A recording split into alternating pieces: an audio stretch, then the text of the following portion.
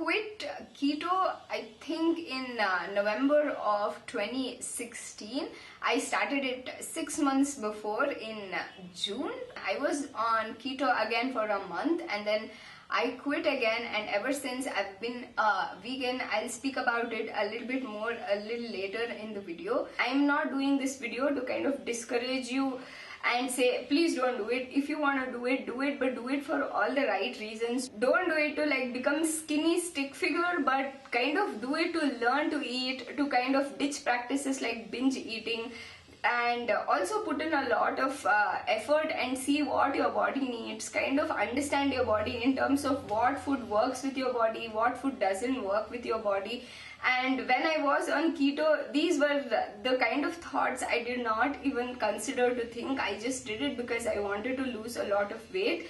But now that I'm on the other side, I kind of don't regret, but I definitely question my choices. If it was the right thing to be eating cheese all day long, or if it was the right thing to be taking a lot of supplements and vitamins and not kind of naturally getting them through food. I'm not saying quitting or not eating something is a bad thing. I personally still don't eat rice, and I have cut out all kinds of dairy. I reach only for my soy milk and I love it. But these exclusions have been more of a mindful exclusions, not just for me, my body, my health, my mood, but also for the environment and for the animals, as opposed to before where I was doing it because the diet kind of dictated it. I quit the diet not because I got kidney stones or problem with my liver or something like that.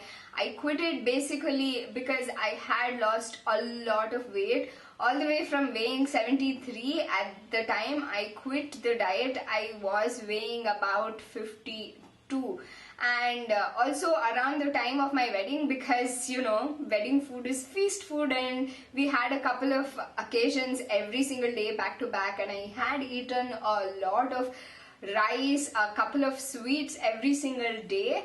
I had gained about 2 or 3 kgs. Also, we didn't get good food in Andaman at all. But when I returned, I had reached the weight of 56 kgs. Initially, I could not get back on keto as much as I wanted to, simply because I was setting up this house and I was also doing a job, and also I was learning to be a wife. I decided to go vegan pretty much the start of this year, and I have been quite consistent with it. I haven't gone back to eating lots of cheese, which by the way gave me a lot of bloating, and it also kind of constipated me from time to time, and that was a very difficult thing to deal with. I will link a keto pros and cons video that I did recently, where I've gone in detail about how keto kind of forced me to make my own meals at home, and it also forced me to eat a lot more healthy. So I brought all those principles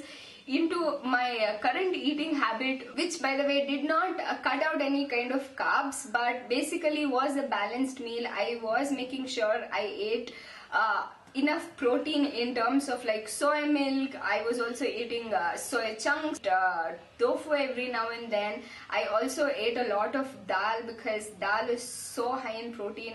Continuing to do the same workout that I was doing during keto, I lost about 7 kgs or so. My minimum weight was 48 kgs.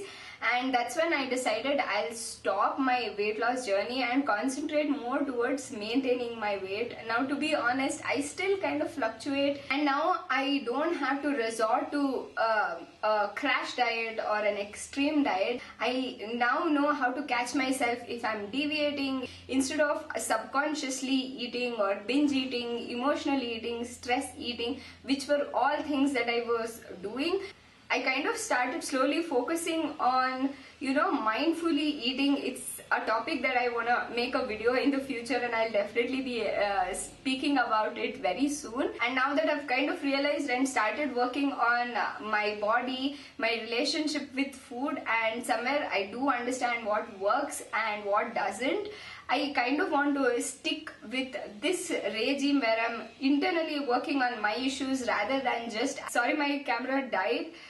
But what I was saying is that I now understand that the problem is not carbs, but the problem is me relying on carbs or reaching out to carbs whenever I had a stressful day or if I had a bad day. It's just that now I have learned to kind of recognize these patterns, work on them and change them towards a better, healthier diet and a healthier me than to resort to something that's restrictive. Let me know what your thoughts are about food and what your relationship with food is in the comments below. Give me some thumbs up if you liked this video. That would totally make my day, and subscribe if you're new here.